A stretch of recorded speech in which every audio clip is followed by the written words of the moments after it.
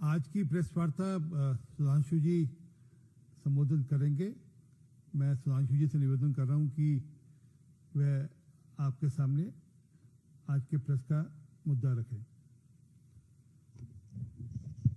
मित्रों, बिहार में चुनावी प्रक्रिया गतिमान है और महागठबंधन में आपस में छिड़ा घमासान है, और वो घमासान इस सीमा तक है कि जो लोग मतदाता सूची सही न बना पाने का स्वांग रचकर भ्रम पैदा कर रहे थे, वो न अपने गठबंधन दलों की सूची फाइनल कर पाए हैं और न अपने प्रत्याशियों की सूची फाइनल कर पाए हैं, न साझा घोषणा पत्र बना पाए हैं, न साझा प्रेस कॉन्फ्रेंस कर पाए हैं, न साझा सीएम क्या डिप्टी सीएम का भी निर्धारण नहीं कर पाए हैं। और अब झारखंड मुक्ति मोर्चा के उद्घोषणा के बाद तो महागठबंधन को झारखंड से खंड खंड करने का संदेश बहुत स्पष्ट चला गया है। और उसके बाद अब उन्होंने, कांग्रेस ने अपने विशेषज्ञ महानुभाव और राजस्थान के पूर्व मुख्यमंत्री श्री अशोक गहलोत जी को बुलाया है, ऐसी मीडिया में खबर है। अशोक गहलोत जी की बहुत जबरदस्त एक्सपर्टीज है गठबंधन में, क्योंकि राजस्थान में जब वो सरकार चला रहे थे तो बहुजन समाज पार्टी के 6 विधायकों ने बिना शर्त समर्थन कांग्रेस को दिया था और वो 6 के 6 हाथी निकल गए थे। तो मुझे लगता है महागठबंधन के सहयोगियों को पूरा संकेत है कि आने वाले समय में कांग्रेस की कारगुजारियां क्या हो सकती है। और मुझे लगता है इस समस्याओं से विचलित होकर, विभ्रमित होकर श्री तेजस्वी यादव अब वो सारी बातें करना शुरू कर दिए हैं जो न सिर्फ उनके दावों की विश्वसनीयता पर प्रश्न चिन्ह लगाती है, बल्कि ऐसा लगता है कि चुनावी प्रक्रिया का माखौल उड़ाती है। इससे पहले उन्होंने यह दावा किया था कि हर परिवार के एक व्यक्ति को सरकारी नौकरी देंगे। मुझे लगता है कोई भी गंभीर व्यक्ति समझ सकता है बिहार की आबादी वर्तमान समय के प्रोजेक्शन के अनुसार 13.5 करोड़ है और 4.2 पर्सन पर फैमिली ऑन एन एवरेज होते हैं। अगर आप उससे डिवाइड करें तो 3 करोड़ कुछ लाख के आसपास आता है। 23 लाख लोगों के पास सरकारी नौकरियां, उनको आप हटा दें तो भी 2 करोड़ 90 लाख के आसपास परिवार पड़ते हैं। और हर व्यक्ति को अगर आप सरकारी नौकरी देंगे तो मिनिमम 30-35 हजार तनख्वाह से लेकर 2 लाख तक की तनख्वाह होती है, यानी 70-75 हजार रुपए ऑन एन एवरेज सैलरी पड़ेगी। तो मतलब 10 लाख रुपए साल, और 10 लाख रुपए साल को अगर आप 2 करोड़ 90 से गुणा कर दें तो 29 लाख करोड़ रुपए।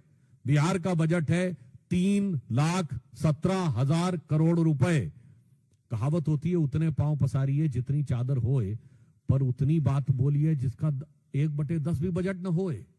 ये अगर करके दिखाया है तो तेजस्वी जी ने। और यहां पर यह भी समझ में आता है कि यदि पर्याप्त और उचित शिक्षा ना हो तो नेता किस प्रकार की बात करने का प्रयास करता। और आज उन्होंने एक और काम किया, देखिए बहुत साफ दिखाई पड़ता है जहां तक एनडीए और भारतीय जनता पार्टी का प्रश्न है। महिलाओं के सशक्तिकरण, आर्थिक सशक्तिकरण, जो हमने 75 लाख महिलाओं को 10,000 रुपए देने का कार्य किया, वो सिर्फ घोषणा नहीं की, कार्य किया है। और बिहार में इससे पहले के दौर में भी श्री नीतीश कुमार जी के आने के बाद महिलाओं के और लड़कियों की शिक्षा के विकास से लेकर हमारी जब सरकार आई तब महिलाओं में शिक्षा दर बिहार में 33% थी, अब 74% है। अगर आप देखें तो कॉलेज यूनिवर्सिटी से लेके सरकारी पदों में भी 33% आरक्षण के साथ साथ पंचायतों में आरक्षण सुनिश्चित किया गया। महिला पुलिस बल बना है और सुकन्या योजना बहुत पहले से बिहार में चल रही थी। प्रधानमंत्री श्री नरेंद्र मोदी जी की सरकार आने के बाद अगर आप देखें तो बेटी बचाओ बेटी पढ़ाओ से लेके, चाहे हर घर शौचालय की योजना से लेके, मुद्रा योजना और स्टार्टअप से लेके वर्तमान समय में लखपति दीदी और ड्रोन दीदी तक, ये हमारा 10 साल का एक व्यवस्थित सोच है। और ये कोई चुनावी प्रक्रिया में होने वाला नी जर्क रिएक्शन नहीं है तेजस्वी जी, जो आप खिसियाहट बौखलाहट में, जिसे सामान्य शब्दों में कहते हैं खप्तुल हवास होकर बयान देने का प्रयास कर रहे हैं। और मैं इससे पहले भी याद दिलाना चाहता हूं, जब केंद्र में हमारी सरकार नहीं थी तो हमारी गुजरात की सरकार, मध्य प्रदेश की सरकार और राजस्थान की सरकारों ने, छत्तीसगढ़ की सरकारों ने जो महिलाओं के कल्याण की योजनाएं की, आपको याद हो मध्य प्रदेश में शिवराज सिंह चौहान जी का नाम मामू तभी पड़ा था जब लाडली लक्ष्मी योजना आई थी, तब तो केंद्र में कांग्रेस की सरकार हुआ करती थी। अर्थात महिला उत्थान के लिए एनडीए की सोच प्रधानमंत्री श्री नरेंद्र मोदी जी के नेतृत्व में और बिहार में नीतीश कुमार जी के नेतृत्व में एक व्यवस्थित, व्यवहारिक और निरंतर सोच है। It is a methodical, consistent and pragmatic approach. जबकि उनकी तरफ से मैं सिर्फ यह कहना चाहूंगा, कई बार जो राजद के लोग बोलते हैं उनके मन का मनोभाव समझने का प्रयास करना चाहिए। आपने देखा जब तेजस्वी जी ने कहा था 10 लाख नौकरी देंगे, 20 लाख नौकरी देंगे, तो अंतर्निहित मनोभाव शायद जनता नहीं समझ पाई थी, अब समझ गई। उनका मनोभाव यह था 10 लाख में नौकरी देंगे, वो में शब्द छुपा ले गए थे। 20 लाख में नौकरी देंगे और नहीं होगा 10-20 लाख तो जमीन ले लेंगे। अब आपने देखा अगर उन्होंने कहा कि हर घर को नौकरी देंगे, आप समझ नहीं पा रहे हैं। इसका अर्थ हो गया जिस घर में सरकारी नौकरी लेनी होगी, जमीन तो पहले ली जा चुकी है, अब घर बार भी बेच देना पड़ेगा। मतलब भाव ये हो गया सरकारी नौकरी के बदले में घर ले लेंगे। अभी तक तो जमीन ली थी। और जहां तक वो महिलाओं की बात कर रहे हैं, मुझे लगता है राजद का कोई व्यक्ति यदि ये बोले, लालू प्रसाद यादव जी के शासनकाल में आजीविका तो छोड़िए, जान और सम्मान पे महिलाओं के जितने बड़े खतरे रहते थे, वो मुझे लगता है आज भी बिहार भूला नहीं है। जो लोग भी 30 वर्ष या उससे अधिक आयु के होंगे, यानी 20 साल पहले की जिनको मेमोरी होगी, उनके दिमाग में बहुत स्पष्ट रूप से होगा। बहुत साफ बात है, जो लोग आज तक अपने शासनकाल में, देखिए राहुल जी की पार्टी का शासन 50 साल रहा भारत पे निरंतर, और उसमें तकरीबन 40-45 साल उनके परिवार का शासन रहा। और तेजस्वी जी के तो माई और बाप का शासन रहा। उसके बाद जो न कर पाए, आज यदि आप यह सब्ज बाग दिखाने का प्रयास करते हैं, तो मुझे हिंदी की वो कहावत याद आती है कि बाप न मारी मेढकी बिटवा तीरंदाज। यानी जिस जमाने में खुद स्वयं नहीं कर पाए थे, आपकी पार्टी नहीं, आपके परिवार का शासन था। और मैं अंत में कहना चाहूंगा, तेजस्वी जी बिहार की जनता के साथ मजाक करना बंद करिए। आपका गठबंधन और गठबंधन की सियासत अपने आप में मजाक बन चुकी है। बिहार बहुत प्रबुद्ध, राजनीतिक दृष्टि से बहुत जागरूक लोगों का प्रदेश है। यह भगवान बुद्ध का प्रदेश है। इसे बुद्धू बनाने का प्रयास मत करिए। कोई भी व्यक्ति सहज भाव से समझ सकता है कि आप सिर्फ मजाक ही नहीं, क्रूर मजाक कर रहे हैं।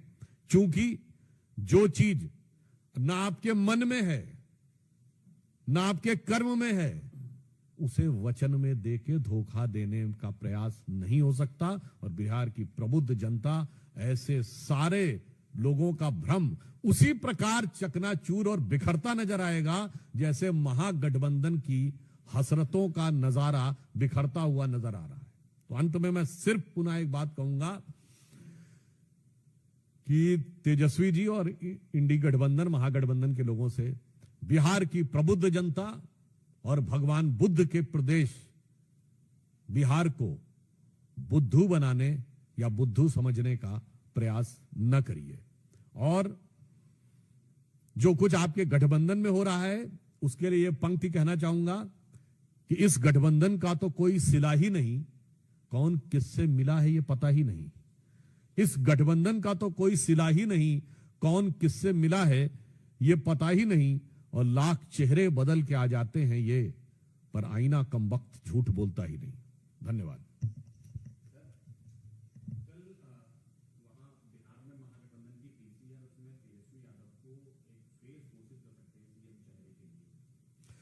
मुझे लगता है अभी तक महागठबंधन का चेहरा जितना बदरंग नजर आ रहा है, अब उसके बाद जब चुनावी प्रक्रिया अपने पहले चरण को पूर्ण कर चुकी है, यानी पहले चरण का तो नामांकन वगैरह सब पूर्ण हो चुका, उसके बाद भी ये कुछ करना चाहें तो मुझे लगता है कि अब बिहार की जनता समझ चुकी है कि ना तो इसमें कोई यथार्थ है ना सामंजस्य है।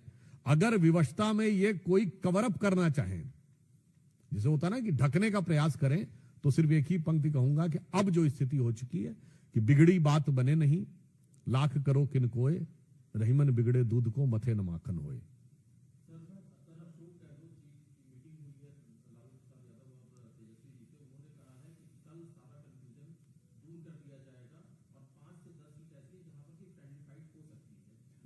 नहीं, वो फाइट में कितना फ्रेंडली है और कितना यू कैन मतलब आप ये कह सकते हैं कितना डेट्रीमेंटली है, ये आने वाले समय में पता लगेगा। और देखिए, अशोक गहलोत जी तो भारत के इतिहास के अद्भुत नेता हैं। आप याद करिए, जब खड़गे जी अध्यक्ष बने हैं तो उससे पहले नाम चल रहा था अशोक गहलोत जी अध्यक्ष बन सकते हैं, मगर वो कुर्सी छोड़ने को तैयार नहीं हुए थे। और फिर मजे की बात यह, भारत के इतिहास में कोई ऐसा उदाहरण नहीं होगा कि जिस व्यक्ति का नाम पार्टी के राष्ट्रीय अध्यक्ष के लिए विचार हो रहा हो वो बागी हो गया हो। और उस समय राजस्थान के मुख्यमंत्री नहीं, राजस्थान के प्रदेश अध्यक्ष और विधानसभा अध्यक्ष की बागी खेमे में हो गए थे। तो मुझे लगता है कांग्रेस ने बहुत सोच समझ के अखिलेश जी को चुना है कि गठबंधन के सहयोगी दलों को ठिकाने लगाने से लेके अशोक गहलोत जी को चुना है। गठबंधन के सहयोगी दलों को ठिकाने लगाने की जो महारत उनमें है, मुझे लगता है शायद अध्यक्ष पद तो उनको नहीं दिया, और कुर्सी न छोड़ के उसको बचा के रखने की जो महारत उनके अंदर है, शायद इसीलिए कांग्रेस ने उनको वहां भेजा है। इसके लिए महागठबंधन के दलों को बहुत सावधान रहना चाहिए।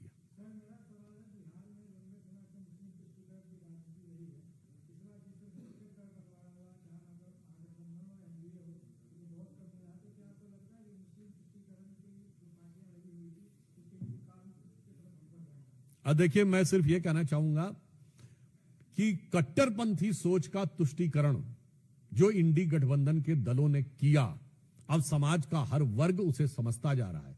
जो लोग हम पे आरोप लगाते थे, मैं विनम्रता से पूछ रहा हूं, आपने कहा कि अभी जो पहले चरण में सीटों में जो जितनी सीटें अनाउंस हुई उसमें नहीं है, मैं याद दिलाना चाहता हूं, पूछिए कि लोकसभा चुनाव हुआ था 2024 का, 542 में जरा 120 उम्मीदवार बता दें 20% के हिसाब से। मैं महागठबंधन की बात कर रहा हूं, इंडी गठबंधन की।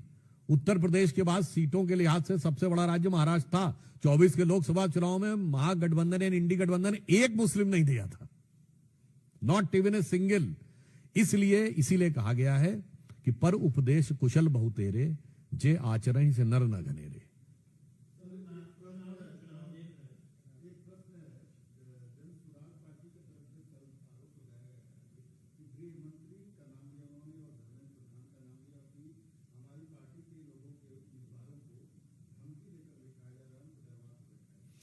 देखिए, मुझे लगता है कि जो लोग अपनी पार्टी पर ही विश्वास नहीं बना पाए हैं, तो जनता का विश्वास क्या बना पाएंगे। मुझे लगता है यह देश की जनता और प्रदेश की जनता भली बात ही समझ सकती। दूसरी बात, जन स्वराज पार्टी जो नए ख्वाब और ख्याल दिखाने का प्रयास कर रही है, मुझे लगता है दिल्ली की जनता ने उसको भुगत कर यह संकेत दिया है कि आज के समय में प्रयोग धर्मी राजनीति के लिए भारत की इस उभरती हुई परिस्थितियों में और जटिल परिस्थितियों में कोई गुंजाइश नहीं है। Any new experimental politics can be detrimental, यह साबित हो चुका है। तो मुझे लगता है, और वैसे मैं एक और बात लोगों को याद दिला दूं, ये जो नए प्रयोग और आंदोलन के नाम पर जो सरकारें आने का प्रयास करती हैं, अक्सर उनके परिणाम बहुत प्रतिकूल होते हैं। श्री लालू प्रसाद यादव जी भी जब आए थे तो विश्वनाथ प्रताप सिंह जी के नेतृत्व में भ्रष्टाचार के विरुद्ध हुए, बोफोर्स के घोटाले के विरुद्ध आंदोलन करके आए थे, और भ्रष्टाचार के वो कीर्तिमान स्थापित किए हैं कि आज उसी के आरोप में चुनाव लड़ने में अयोग्य हैं। तो यह सब प्रमाण साबित है कि इस प्रकार, और अभी आपने देखा अन्ना आंदोलन से निकली हुई पार्टी ने क्या क्या कमाल किया है, शीश महल से लेके और एक एक पौवे के बदले दूसरा पौवा देने में। तो बिहार की जनता को बहुत समझदारी के साथ समझना चाहिए कि इस समय किसी नए प्रयोग की गुंजाइश या उसको थोड़े से भी विचार करने की गुंजाइश नहीं है।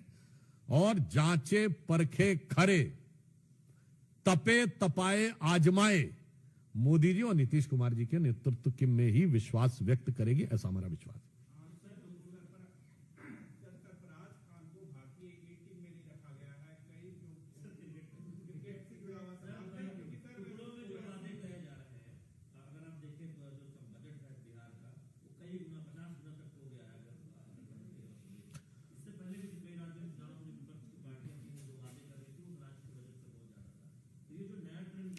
देखिए, जब हमारी सरकार आई 2005 में तो बिहार का बजट 23,000 करोड़ रुपए था, अब 3,17,000 करोड़ है। हम जो करते हैं वो व्यवहारिक दृष्टि से विचार करके करते हैं, और इसीलिए आज तक भाजपा की सरकारों ने जो जो कहा वो करके दिया है। और ये भी बात समझ लीजिए, जिनको पता है कि हमें आना ही नहीं है तो कुछ भी बोल दो। गुजरात में भी एक आम आदमी पार्टी ने जाके उनके वायदों को देखिए, शायद गुजरात के बजट से 2 गुना से अधिक से कर दिया था। तो देखिए, महागठबंधन को और तेजस्वी यादव जी को, राहुल जी को पता है कि बिहार का निष्कर्ष क्या होना है। ना नौमन तेल होगा, ना राधा नाचेंगी, तो बोलते रहो।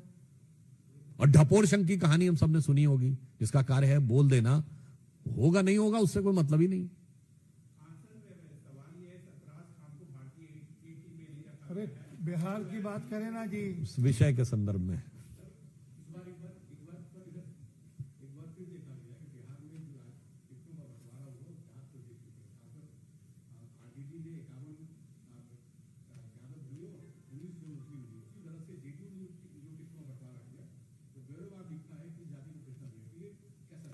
देखिए, हम समाज के सभी वर्गों को समुचित प्रतिनिधित्व देकर, समाज के सभी वर्गों को न्याय और सम्मान देकर राजनीति में आगे बढ़ाना चाहते हैं, और दूसरे दल समाज के सभी वर्गों में घमासान करके आगे बढ़ना चाहते हैं। आप लालू प्रसाद यादव जी का एक पुराना वो डायलॉग याद करिए।